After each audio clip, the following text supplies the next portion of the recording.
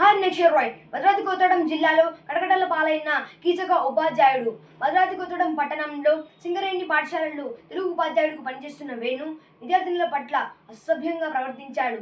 దీంతో తల్లిదండ్రులు పాఠశాలకు వెళ్లి ఉపాధ్యాయుడిని నిలదీశారు. అంతేకాకుండా తల్లిదండ్రుల ఫిర్యాదు మేరకు పోలీసులు అతనిని అదుపులోకి తీసుకున్నారు. అదే సమయంలో ఉపాధ్యాయుడిని సస్పెండ్ చేశారు అధికారులు. ఒక గౌరవం అట్లాంటి మా పిల్లలు 2 సంవత్సరాలు చదువుతాను కదా, గౌరవం వల్ల మేము ఆగిపోతున్నాం. అక్కడ లేదు ఇంకొక గంట ఇట్లానే ఉంటే మాత్రం నిర్దాక్షణ చెప్తానా? ఈరోజు పెట్రోల్ బాటిల్ తీసుకొచ్చి నిర్దాక్షణగా పోసుకోకపోతే మేడం దయచేసి మీడియా మిత్రులన్నా లోపల కొనిచ్చి వాళ్ళని అడగమని చెప్పండి. వాళ్ళు సహకరించాలి. మీరు మమ్మల్ని కూడా మీడియా మిత్రులన్నా కొంచెం లోపల పంపించి మీరు అడిగియాలి. తల్లిదండ్రులు మేము చెప్తాను, మీడియా మిత్రులు వాళ్ళు ఎంక్వైరీ చేస్తారు. మీరు చేసారు కదా, సార్ వచ్చి పేరు కదా, మమ్మల్ని పంపించకపోయినా మీడియా మిత్రులు లోపల పంపాలని మిమ్మల్ని మీరు చేస్తే ప్రేరేపిస్తారు మేడం. ఏం లేదు.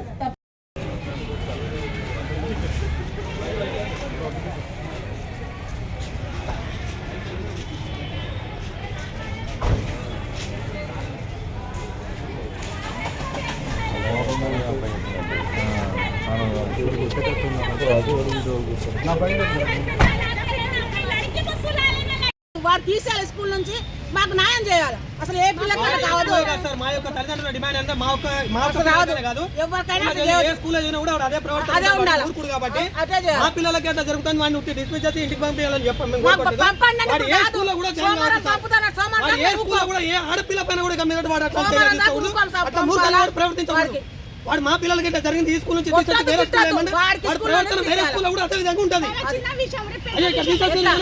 వేరే ప్రవర్తన అదే పిల్లలకి అదే లెక్కన అదే ప్రవర్తన ఉంటుంది. వాడు పంచవాడు మూర్ఖుడు, వాడు మంచిగా వాడు ఆనందించాలి. వాడైతే స్కూల్లో ఉండొద్దు. వాడు ఈ స్కూల్లో కాదు సార్, ఏ స్కూల్లో కూడా వాడు ఉద్యోగం రావద్దు. ఆయన దయచేసి ఏ స్కూల్లో కూడా పెట్టుకోవద్దు. మీడియా మిత్రులతో పోలీసు వాళ్ళతో మేము ప్రభుత్వం కోరుకునేది ఒక్కటే, మా ఆడపిల్లలు కాదు లోకంలో ఉన్న ప్రతి ఒక్క ఆడపిల్ల కూడా మా పిల్లలు లాంటిదే. అట్లాంటి ఏ ఆడపిల్ల కూడా అన్యాయం జరగకూడదు సార్. ఇలా చిన్నది అయిపోయింది, తల్లిదండ్రులు చేతులు వేసి కొట్టారు కదా సార్. తప్పు పిల్లలకు కొట్టాలి, చేతులు వేసుకునే కర్రీ మాట్లాడారు. సరే విషయాలకు వెళ్ళక ముందే ఇదంతా జరిగేసరికి ఆగంటే ఒకసారి మొత్తం మాట్లాడిన తర్వాతే మనం ఇది చేద్దామని చెప్పాము. యాక్షన్ తీసుకోవచ్చు కదా, మనం పూర్తిగా విషయానికి తెలియనప్పుడు యాక్షన్ మనం తీసుకుంటాం. ఇప్పుడు పేరెంట్స్ని ఫస్ట్ కాసేపు ఆగాను. మా జీఎం గారు అవుట్ ఆఫ్ స్టేషన్ ఉన్నారు, వేరే స్కూల్ నుంచి మాట్లాడడానికి వెళ్ళారు. వచ్చిన తర్వాత ఏదైనా విషయాలు మేడం చెప్పి చేస్తామని చెప్పాను. యాక్షన్ కాదు సార్, పిల్లలు అబద్ధం చెప్పారు కదా. మనం ఏది ముందుకు వెళ్ళక ముందే స్టేట్ అవే రాసి చెప్పాం కదండి. అంటే ఒకరు కాదు కదండి, ఇప్పుడు 10 మెంబర్స్ వరకు పేరెంట్స్ ఉన్నారు కదా. 10 మెంబర్స్ ఈ పక్కన అమ్మాయికి కమ్యూనికేషన్ మొత్తం వాళ్ళ పేరెంట్స్ కూడా చూడాలి మీరు కావాలంటే. వితిన్ 5 minutes మనం యాక్షన్ తీసుకుంటాం. ఏదైనా తెలుసుకున్న తర్వాత కదా ప్రాపర్గా ఎంక్వైరీ జరిగింది చేస్తాం. ఇప్పుడు పేరెంట్స్కి మీరు ఏం భరోసా ఇస్తున్నారు? జనరల్గా వాళ్ళకి చెప్పడం జరిగింది, ఒక 2 రోజులు ఆగండి, మేడం గారు వచ్చిన తర్వాత విషయం ఏదన్నా మొత్తం పూర్తిగా దానిలోకి విషయాల్లోకి వెళ్ళిన తర్వాత ఏదైనా ఉంటే చెప్తామని చెప్పాము. అంటే అగ్రివేట్ చేయడానికి లేదు, ఇదంతా స్కూల్ గురించి కాదు. సార్ మేము మాట్లాడుకున్నాం, వాళ్ళ పేరెంట్స్ వచ్చాక ముందు పిల్లల్ని కూడా అడగాలి కదా, వాట్ ఈజ్ వాట్ అనేది మనకి తెలియదు. అటా అని తెలిసిందంటే ఎవరు డైరెక్ట్గా రాలే. ఈరోజు పొద్దున్న పిల్లలు వచ్చారు, పేరెంట్స్ వచ్చారు, మాట్లాడారు, అంత అయిపోయింది. మా జిఎం గారు లేరు. ఇప్పుడు ఇమ్మీడియట్గా ఆయన జాబ్లోంచి తీయడం ఇంకేం చేయాలన్నా మేము ప్రోటోకాల్ పాటించాలి కదా. మాకు పై అధికారులు ఉంటారు, వాళ్ళకి చెప్పాలి, యాక్షన్ తీసుకోవాలి.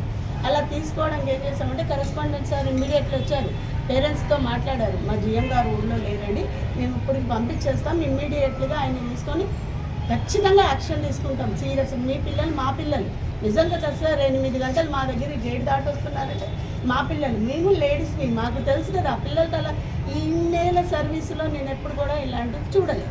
సార్ రీసెంట్గా వచ్చారు కొత్తగా, మరి అది నిజం ఎంత లేదా అనేది ఎంక్వైరీ చేశారు.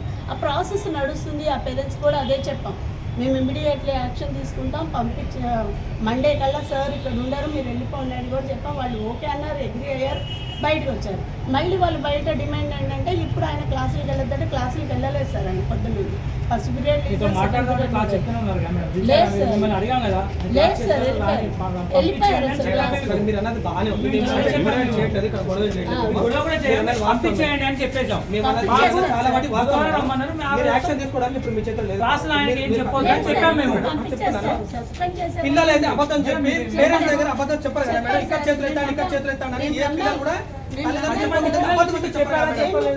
అది నిజమో కాదో అని మీరు అంటారు కదా. మేము పిల్లల పక్షాలే ఉన్నాం సార్. నిన్న ఇదే టైంకి మా బామ్మని అమ్మాయికి క్యారీ చేయడానికి వచ్చి వాడు వెళ్ళిపోతా ఉంటే వాడు ఏమైతాడు నీకు తండ్రి ఏమైతాడు వాడు చెప్పుకోపోయి అంటే పాప గది మీద ఉండిపోయింది సార్ ఇంటికి వచ్చి రాత్రి. అని మీకు చెప్పాం. డాడీ ఇట్లా చేతులు ఇస్తాను ఇట్లా బెదిరిస్తాను మమ్మల్ని అని. పంపించమల్లే సార్. ఇన్ని సంవత్సరాలతో మేము కూడా అంటున్నాం ఈ స్కూల్లో ఇట్లాంటిది ఎప్పుడు జరగలేదు.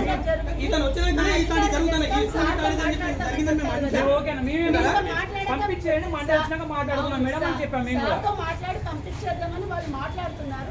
వీళ్ళు మీరు రిసీవ్ చేసుకుంటున్నారు అంతే సార్. మా పిల్లలు మాకు బాధ అది.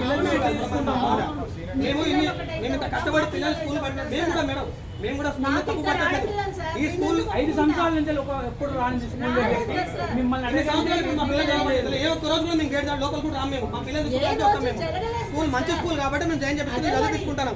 ఈ ఊరుకు రావడం వల్ల వీడు అన్నం తింటలేరు, గడ్డి తింటాను. వీడు లోకల్లో జరిగేది మొత్తం చూస్తాడు. ఒక ఆఫీసర్ వాళ్ళ లోపల పిల్లలు చదువు పెట్టాడు. లోకల్ జరగడానికి తెలుసు. ఒక తండ్రి స్థానంలో ఉన్నావు. ఒక తండ్రి స్థానంలో ఉండి నువ్వు చేతులు ఎట్లా ఇస్తావు నాకు? ఒక తండ్రి స్థానంలో తండ్రి చేయడు సార్ పిల్లల్ని ఇట్లా దగ్గర పిలిచి